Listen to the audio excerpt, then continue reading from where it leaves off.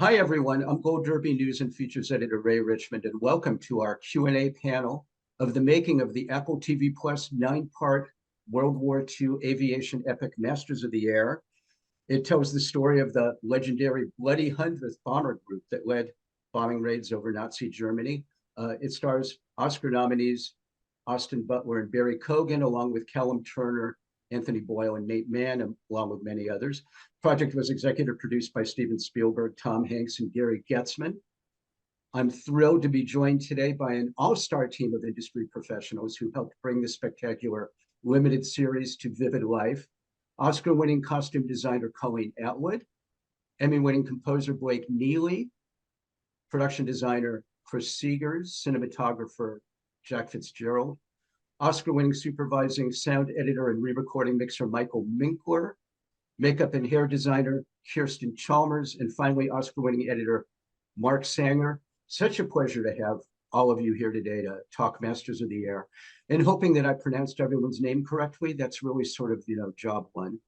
To get us started, I wanted to ask what any of you knew about the story, if anything, when you signed on to do the series that spins this heroic tale of brotherhood among these real-life pilots and navigators. Colleen, how about if we start with you? Thanks. Well, I knew a bit about the book, which I'd read a long time ago. And then when I got approached for the series, I reread the book and then went in and read some of the other Crosby's family's book and some of the other research for it. And I stepped into Chris Seagers' world because he was already started when I started. So I was able to access all the amazing photo research they'd been doing at Thorpe Abbott's in the UK. And, we all spun out from there, but that was kind of my starting point. Michael, what did you know about this story? Had you read the book by Donald L. Miller? Not beforehand. We read it. I read it once we got into it, but I knew of the Bloody 100th. I'm kind of a World War II buff anyway, so I had an interest in it, and the subject just interested me a lot. So I was very excited to hear about it, and we dove right in, and it was marvelous. How about you, Blake? Well, I'm more of a TV watcher than a reader, so I didn't read the book, but I knew a lot about it because although the story is different, I participated in both Band of Brothers and the Pacific. And I also had two uncles. One was on the Pacific side, one on the Atlantic side, one worked on planes and one flew the planes and was a master of the air. It was very exciting. Wow. How about you, Jac? I hadn't read the book before we started. My knowledge of World War II was basically based on school and films, sad to say. So this was a huge eye-opener for me in terms of really getting into the nitty-gritty of what was going on for that particular group. It was fascinating. Chris Seagers, did you know much about the story going in? Well, not necessarily, but I knew about what was happening because I grew up in that area, and we used to play on all the old American air bases, so we kind of knew about what had taken place, and we'd heard a lot of stories because the Americans were very, very much part of us growing up. We had air bases still when we were kids, so they were still had. Yeah, the American Air Force was still there in Lakenheath and Mildenhall and Woodbridge and all those places. So we knew about it. And Kirstin, had you studied up on these guys at all before you started doing the makeup? Not before, but my grandfather was in the RAF as a ground officer, but based in Hong Kong. And I obviously knew a lot about the Second World War through school, but not specifically about the 100 Bombers unit. But obviously then subsequently from getting the job and then reading, then I dove straight into the book and fortunately had Colleen who had done a load of her research, and then I could dive into their research and costumes research, and then just kept on going. And it's endless amounts of research you're able to do to hopefully get a good look at what it looked like. I am sure. How about you, Mark Sanger?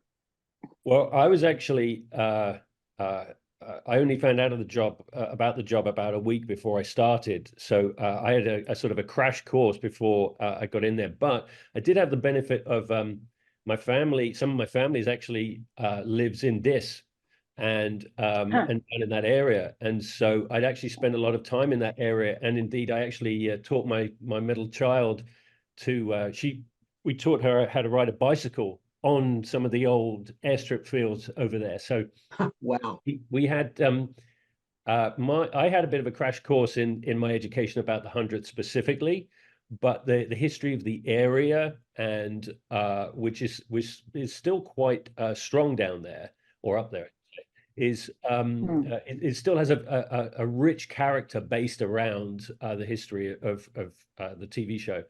So that was quite that was quite ingrained in my mind. Okay, so we're going to talk now a little bit more specifically about what each of you artisans brought to the table. Colleen Atwood, I don't need to tell you that nothing makes a man look cooler than a leather flight jacket, unless it's the shades to go along with it. Talk about how you recreated the look of that 1940s airman. Well, it was really interesting because I knew about the A3, the traditional, leather jacket, but I really wasn't familiar so much with the shearling jackets that we gravitated toward. And I started the movie like research-wise, but it was during COVID. So we were all working remotely, but I was able to sort of have a small team of 3 people and then begin manufacturing those at a small factory in England, because there were samples that I could get around the world, but there weren't enough. There certainly weren't enough jackets to dress 300 or 400 people, which was kind of the ask. So we started manufacturing that way before, which is probably 8 or 9 months out. But I got original stuff and copied then and was able to source. Like, you don't think about it, but all the flight pants and the flight suits and the things, they all have like strange lengths of zippers and all these things that you that go into making something from scratch. So, we were like getting zippers from Japan and fabric. I found some original fabric here in LA at a place. And I was able to gather stuff from all over the world that went into making all of these costumes for the guys. And then they'd all come in and we do the fittings. And it was just so much fun to see them like come to life in the fitting room with all the, not only the beautiful shirts, the pants, like all those uniforms were beautifully made. And the guys really appreciated it. I think a lot of them were new. They had never dressed in that kind of a costume before that was, that wasn't just a kind of quickie thrown together thing. So we each developed a character that way in the fittings, what watch they had, who had what with accessories, the scarves and all the things based on the photo research we had of everybody that was in the original photos of the characters they were portraying. So it was a really great process. And authenticity was underpinning everything. Your marching orders were be authentic. My marching orders were be authentic and get it done in time. A huge part of me for being authentic is having stuff look like people have worn it for more than 5 minutes. So I had a huge aging department in the back, and the leather stuff's really hard to age. It's very time consuming. But I had these like tubs full of rocks that we'd throw the leathers into and beat them up with rocks and oil into them and beat them up again, and then take the inside where in the sheepskin, the new ones are really thick. They're like that thick. So we sheared the inside of all of them to make them look like they sort of were thinner and less kind of happy looking, a little saggier. So, and then we paint stains in them and all that. So that part of the process was a huge thing that I think really leads to the authenticity of the clothing in this project. And that sheepskin obviously wasn't a fashion statement at the time, was it, Colleen? It was, you had to keep these guys from freezing to death up at 25,000 feet. They were the pilot and co-pilot there was some heat in the front of the plane, But those guys in the back were really needed protection from the elements. So they had underneath, which you didn't really see much in the movie, but they actually had electric suits that we made, duplicated, that plugged into the system of the airplane, the electric system of the plane, to help keep them warm underneath the sheepskin. Wow. So it was a lot of, it was a lot of those guys up there, our guys wore all that stuff for real. And we didn't plug them in because it was quite hot in the volumes, but they were, they were definitely all wearing them, and they were really, it was really fun to manufacture all that stuff and get all the prop pieces and everything pulled together. Michael, I know you'd already worked on a previous Spielberg Hanks miniseries, The Pacific, the second link in that wartime trilogy. It all comes across sounding incredibly vivid and realistic here. When did you start working and mixing the sound? It was all in post? Yes, everything was in post. My first introduction was in the summer of 2021, and they were still shooting. So we met and we talked, and then I started to do some hiring or some choosing of people of my crew, the sound crew, and then we started our editorial process in January of 22. And we started the mix process in September of 22, and we finished in January of 24. Oh, yeah. It all blends together. It was a long time. It was a very long process, but the editorial process and the mixing process was extremely long, the longest I've ever been on anything. Apple was very gracious in allowing us the time. And it was also it was also due to the fact that the picture kept being updated for story, for performances, for visual effects. So episodes would come and go into our stage and into the cutting room constantly. We never stayed on one episode for more than maybe 3, 4, 5 days. So it was a lot of opportunities, is what that presented us, which is why it took so long. Did you record? Were sounds recorded from actual B-17s? Oh yes. I mean, the danger that's evoked simply from what we hear is just harrowing. Well, obviously the B-17 is one of the stars of the film, so we did send a crew, including myself. A crew went out for 4 days. 60 microphones, mic'd the plane inside and out, in the air, on the ground. Every little thing that moved or made a noise was recorded. That was built into a library. And then the sound editors had their way with it and then could enhance it and beef it up. We started to design sounds that would enrich the experience and then give it personality, give it emotion. We never wanted to just have a B-17 sound. So as the action unfolds, the B-17s are changing their characteristics. They have personality, emotion, drama. It was very, very important to have those elements, as well as very descriptive in the storytelling process. That all comes across vividly. Let's talk about the music, Blake. Like Michael, you worked on The Pacific as well as Band of Brothers.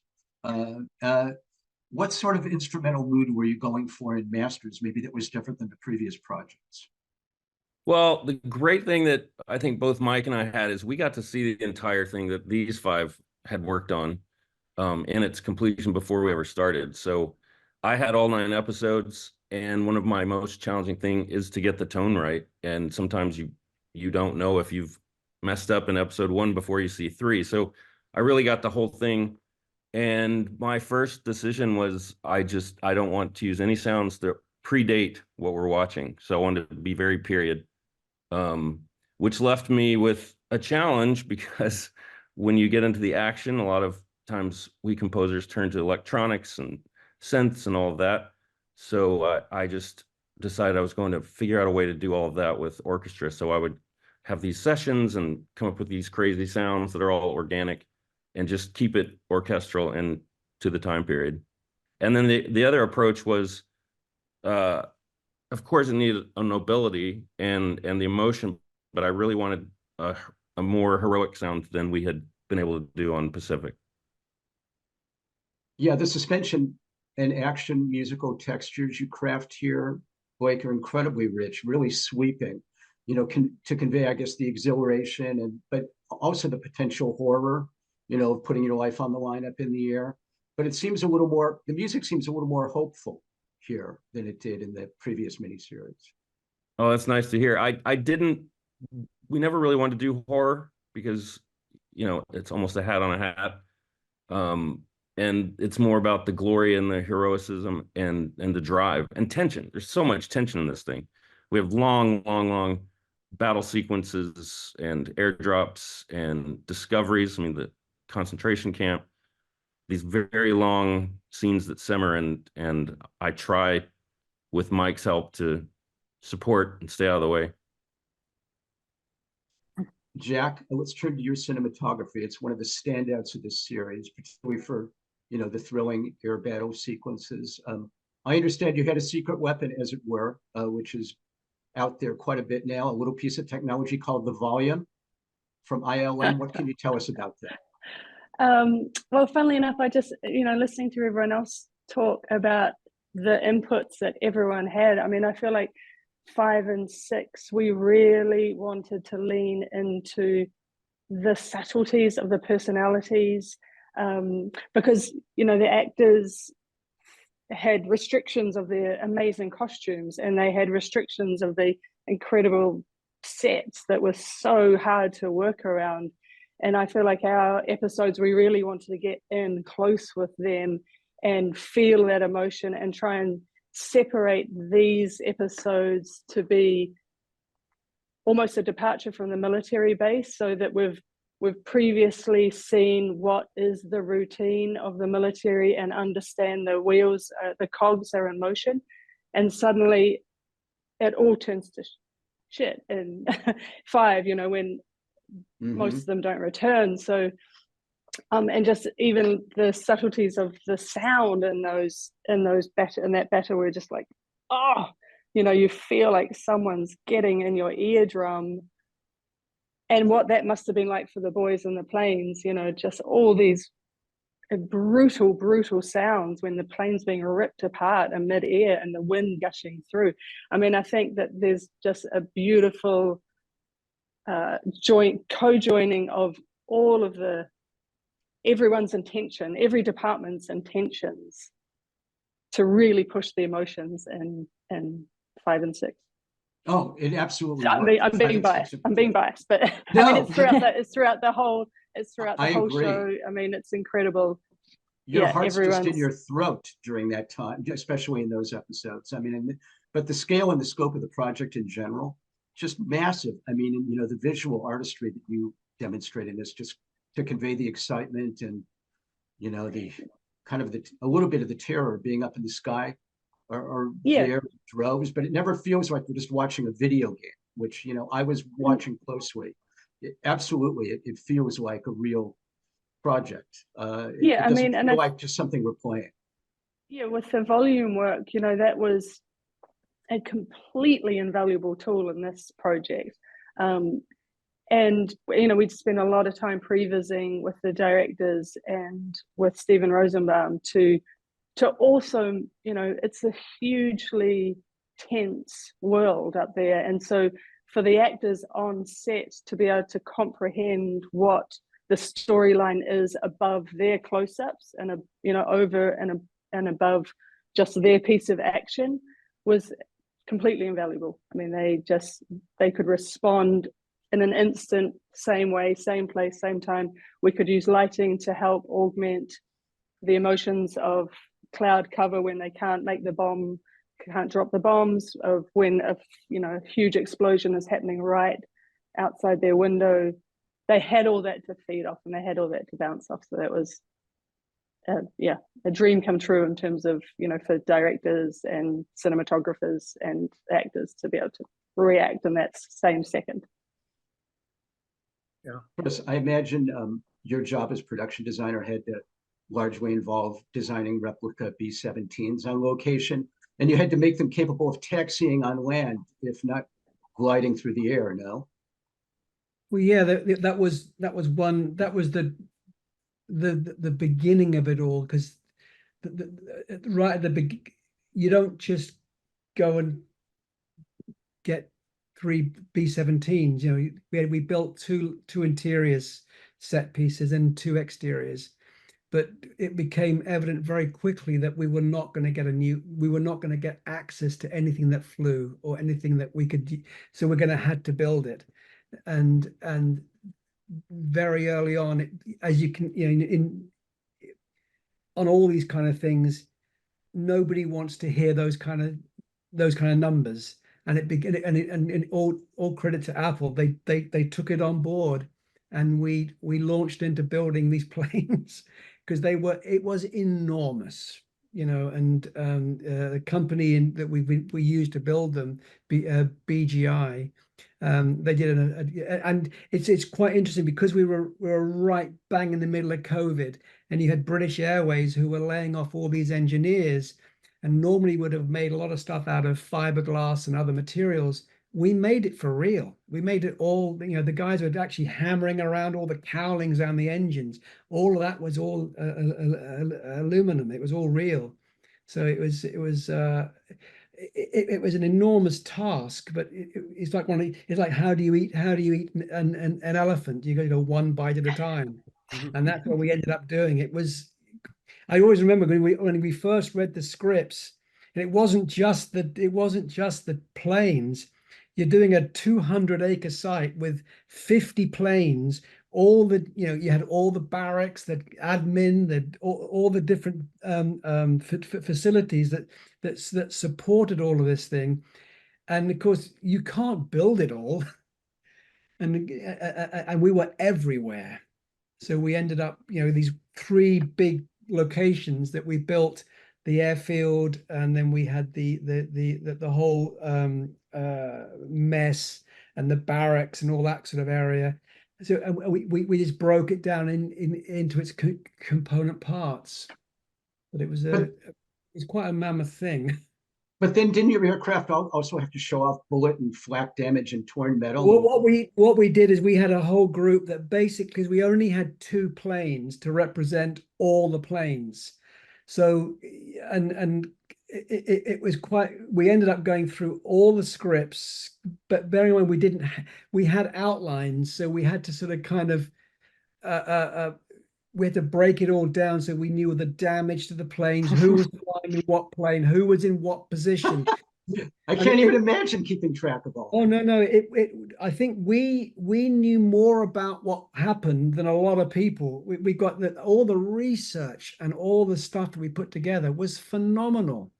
You know, even the guys at the 100th were going, "Whoa, we didn't even know that." It's Wow. Kirstin, what research did you do to recreate the look of the airmen and women and make sure that makeup and hair were appropriate to the period? You did a great job, I mean, because the appearances feel completely seamless and consistent across episodes. Thank you. There was tons. I mean, the one thing that there is a lot of visual research. There's lots of photographs. There's lots of film and movies. So you just dive into anything that you can get your hands on, and any descriptions, any photographs, and then look at the original airmen, and as far as possible, be similar to the original men who were part of the 100th group, but not be absolutely slave to their looks, because obviously some of the cast didn't look anything like them. So we just sort of tried to get the essence of all of the characters and get the real feel of what real men and women of the time looked like. And there's a slight difference between the way the Americans looked and the way the British Army haircuts and moustaches and everything were. So it was just taking on board to try and show the difference between the different people, and then make sure that we used authentic products, you know, like at the time in the 1940s, for instance, with the women, hairspray was only just being invented. So I tried to sort of make sure that nobody had any hairspray, that it was only pinned, that we tongued or curled it in an original way as far as possible, or for the women's hair, and try and keep it when they're in their uniforms, have it above their shoulders, but let it down so that when they're dancing, it all moves beautifully. And then with all the men's looks, it's again, it's always a short around the edges of their hats, but then they had their fuller on top, which was just made them look a bit cooler than the British, that tended to be a little bit flatter. Moustaches were all very neat and very trimmed, and then I also wanted to have the whole arc of when they all arrived at camp. At the unit, not the unit base, at the military camp. You know, they're all young and fresh-faced and have never been in the mission. And then, you know, so many of them got slightly wounded. Unfortunately, so many of them died. So we had to organise all the wounds and all the prosthetics to show where the faces got blown to bits, which was quite horrifying, but to make sure that all matched up with where they were being hit in the volume unit, and make sure that they got hit on the right side of the face, so all the prosthetics matched up exactly right. And then we had and then the character arcs for all of the men that did survive, you know, where their wounds happened, and the progression of them healing, and the scars that remained. And then there's also all the research that went into the frostbite that happened up in the air when the planes had been hit. It's -20, -40 up there. And so they get frostbite on their noses, on their fingers, and it's, you know, the suits don't always work. The electrics often didn't work.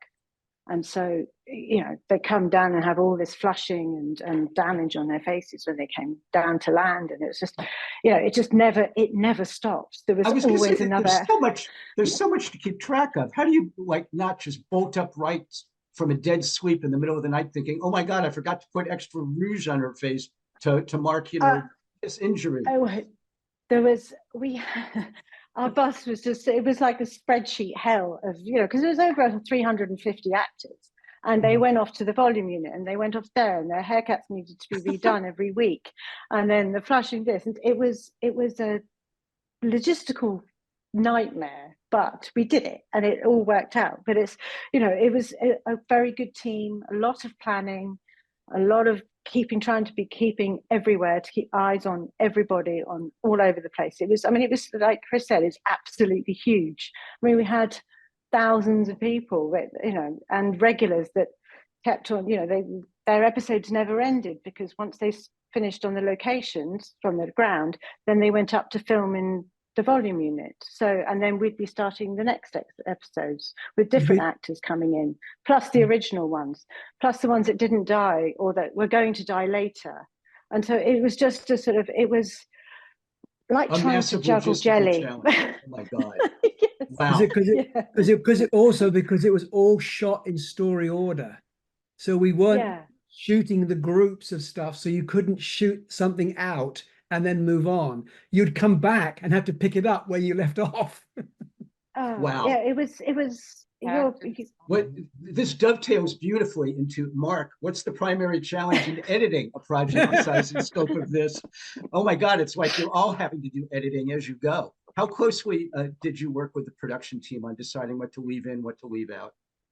Well, for my job I felt an immense responsibility, because obviously I was coming on kind of late to the project, and I turned up and was seeing all of the work of most of the guys that you've just heard from, and suddenly realizing what a huge show it was, and how historically accurate the story was clearly going to be. So from my perspective, I was kind of on catch up.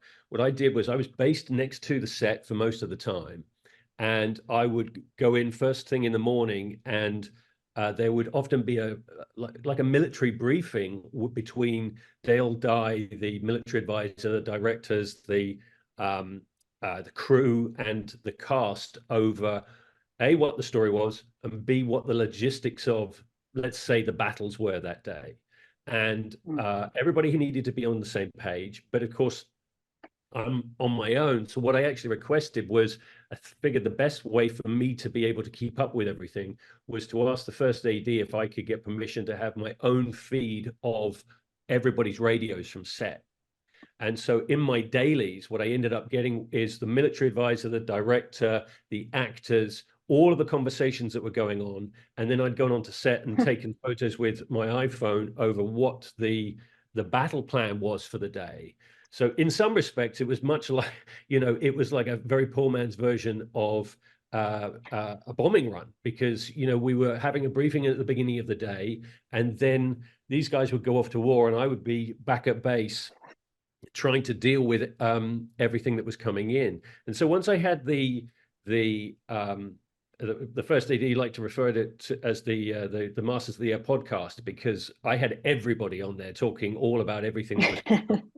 And once I had that, then I just sat on my own in my little room and I took the work of the visual effects supervisor, Stephen Rosenbaum, which historically there were binders and binders and binders of all this work that he'd done in advance.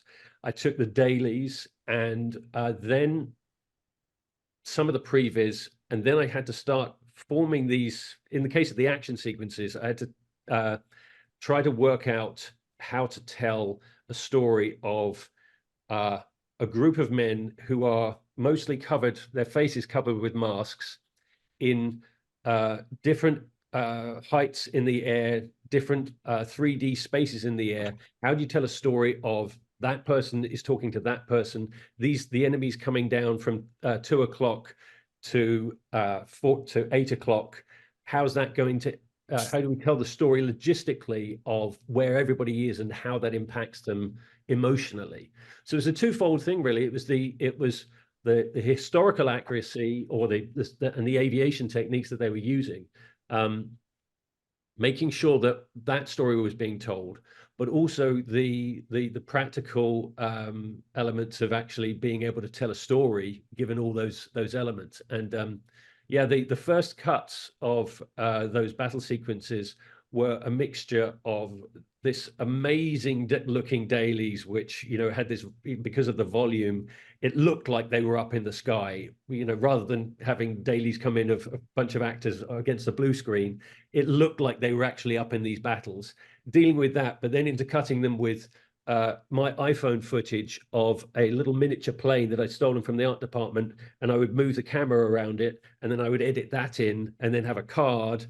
And then I didn't have the benefit of Mike's sound at that stage, so we had the planes are characters in the story, and we were the first edits of the story were very, very rough indeed. But gradually over time, because of all the work that these guys had done in advance, and because of all the work that Blake and Mike did afterwards, it all solidified, and I'm very, very proud of what we all did in the end. As you all should be. I mean, but the size and scope of this, my gosh, you're all describing it beautifully, and it's sometimes hard to wrap your brain around it. But I'm wondering what role CGI or AI may play in what you do as professionals in general, and specifically what they might have played in Masters of the Air. Is this a friend? Is it a foe? Is it an adjunct that you use for your job? Is it something that you look at as that you want to keep away from you because it's going to replace what you do? Any of you can jump in on this, and because you guys did not take the easy way out. You guys did not do the shortcuts. You did everything exactly, putting the maximum amount into it. Sounds like. Well, it's impacting us now in that where we're engaging in it hugely is concept art, and it really is.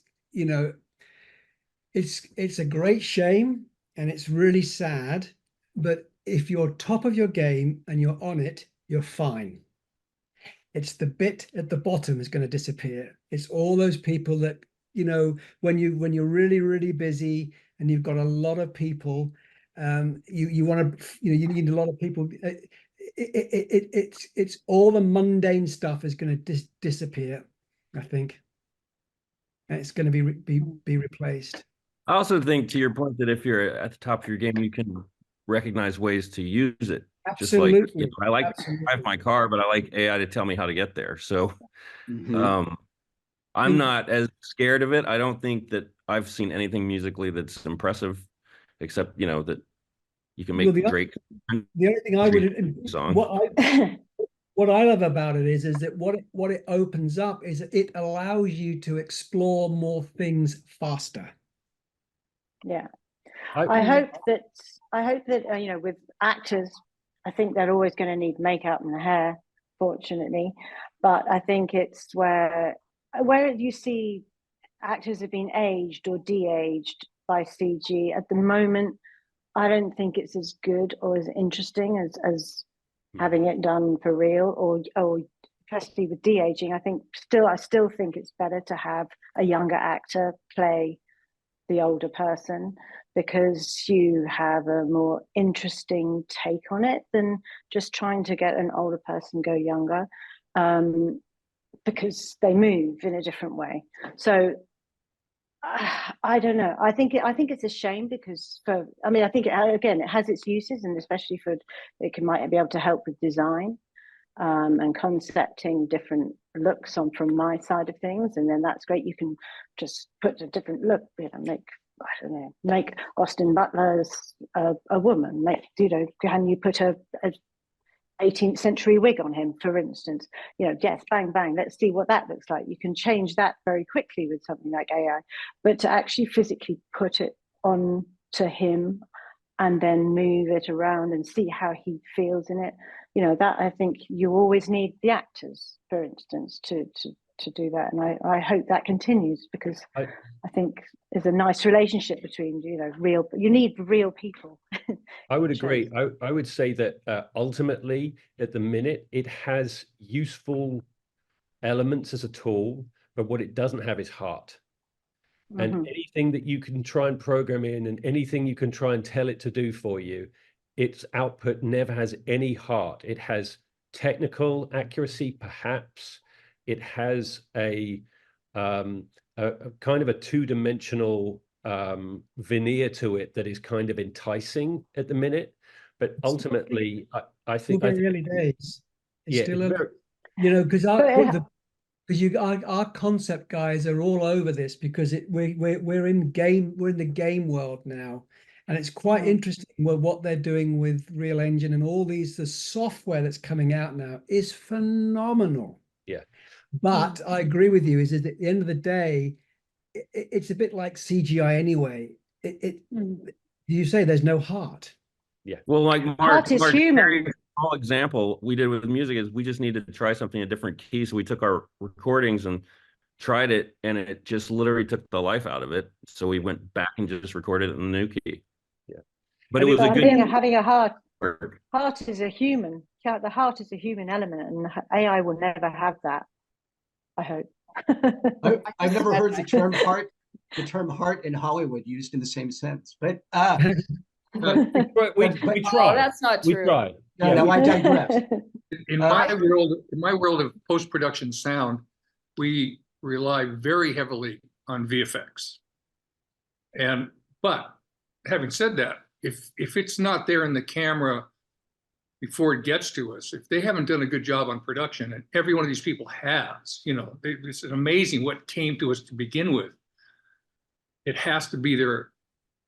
All of that has to be there fundamentally. But we live in that VFX world because they use it for embellishing a little bit, cleaning up a little bit, but also for storytelling, things that they just couldn't shoot on production. They can fill in the blanks here and fill in the blanks there. So VFX, we get, there's 100 VFX shots that get turned in almost every single day in post. They go into the editing room, and they're used to help tell the story and fill in blanks. And some of them are very small, and some of them are very big. Obviously, you couldn't do the aerial battles without VFX. And some of the guys reacting to some of the explosions and the interiors of the planes get ripped apart. Some of those things they're all fixed up a little bit. It's like colorization, and I think that's extremely useful tool. Yeah, we must have, but again, fundamentally, it all has to be there. Yeah. I think the visual effects world are the ones who are actually Yes. are going to be the ones who will be most hit by AI, because AI does a very good job of taking some of what the grind work does at the very base layer of the visual effects world and automating that. And that's happened quite quickly. So I think there will be an impact at the base level of the visual effects world. But definitely in the short term, I don't think our particular department, I don't feel that we're necessarily affected at this stage. I don't, from what you guys saying, you seem to agree with me. Just to before we're just about to wrap, everybody, but I wanted to bring it back to Masters of the Air, and wondering just in one quick line what the best thing about working on this series was that you'll take away from. Pride. Maybe start out Right, with you, yeah. The camaraderie, how every department worked together and helped each other out. Yeah, 100%. And was a during very fun COVID as project. well, it was hard. Yeah, I mean, from the beginning, it just felt like working with family, and that was fantastic. I think the spirit of it run by Gary and the gang, made the family feeling of it in a, telling of a very hard story, a really special experience for the whole crew. I really think we kind of did it together, and it carried on into post. Yeah, there was a lot of heart to the teams, multiple teams of people involved in this, and that for me being a newcomer to the family, it was really wonderful to see that already there and also be invited in. Yeah, Well, and it was. Go ahead. We was also very proud of the whole project. We knew that it was going to be massive and really good. And you just see the talent that you're all working alongside. You're just like, I've got to give my best shot to this. And I'm so proud of everything, of the whole show. It's just wonderful. Yeah. You should all be very proud of it. It's a terrific, terrific series. I loved watching it. I loved conducting this panel. We're going to leave things there. I want to thank all of you for joining me today and giving us a taste of the craft behind Masters of the Air. Colleen, Michael, Blake, Jack, Chris, Kirstin, and Mark. Your Apple TV Plus series has already been a massive success. Best of luck to you all during Emmy season and every season. Thank you. Thank you. Thank you very much. Thank you. Bye all. Bye. Bye-bye.